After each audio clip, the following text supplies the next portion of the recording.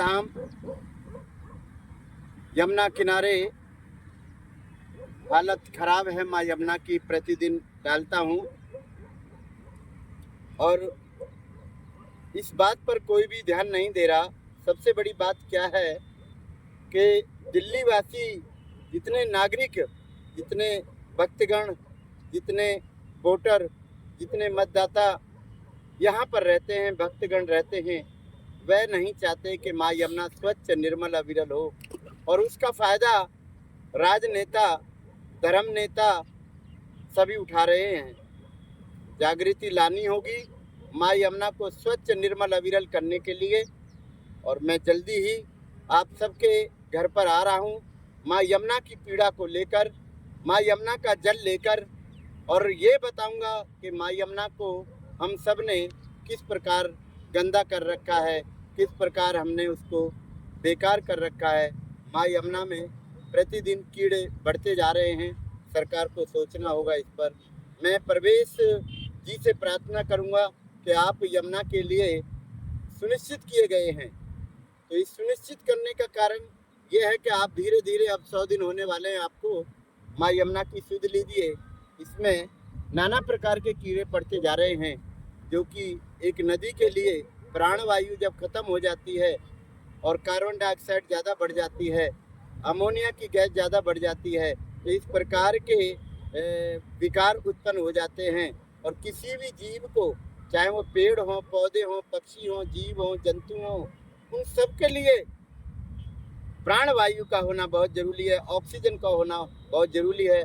माँ यमुना के किनारे जितने हो सके, आपसे मेरी प्रार्थना है, पार्क मत बनाइए।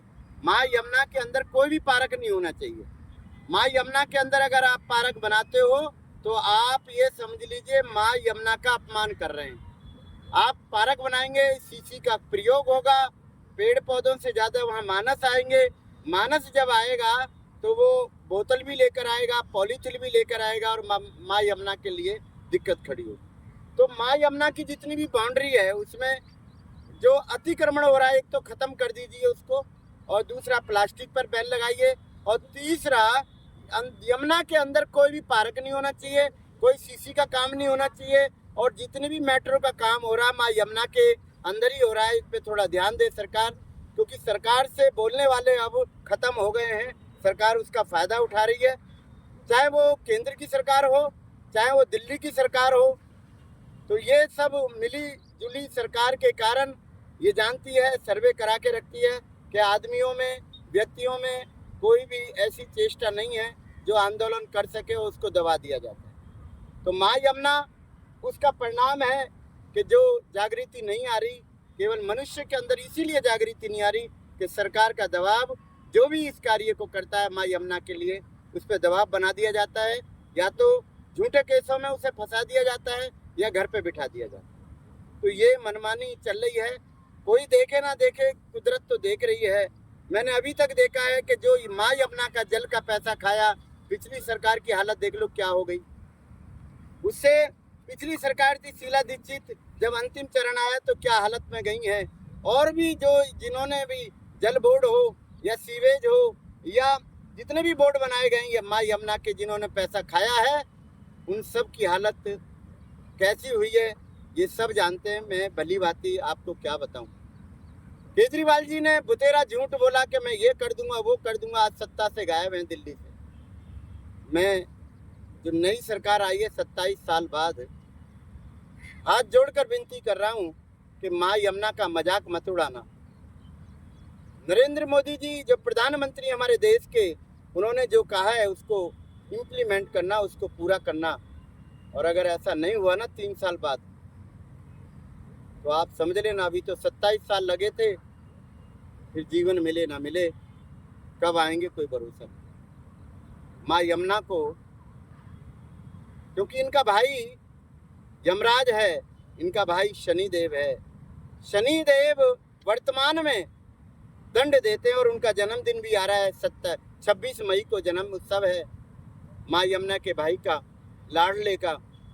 हम सब मनाएंगे प्रीतम धाम पर। तो मेरी प्रार्थना है कि आप माँ यमुना का अपमान मत करना। और इसमें जितने नाले गिर रहे हैं 128, 8 बड़े नाले, उन सबको सीसी करके फिल्टर करके डालें।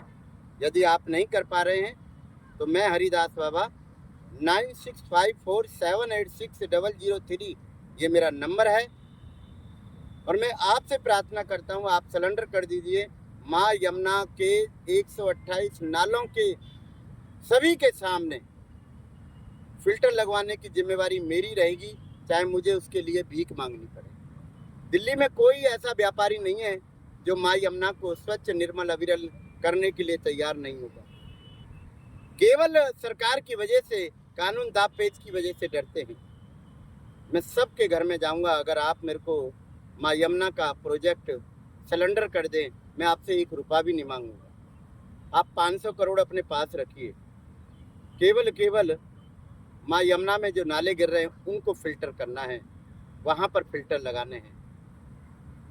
अगर है आपके अंदर मानवता तो संपर्क जरूर करना।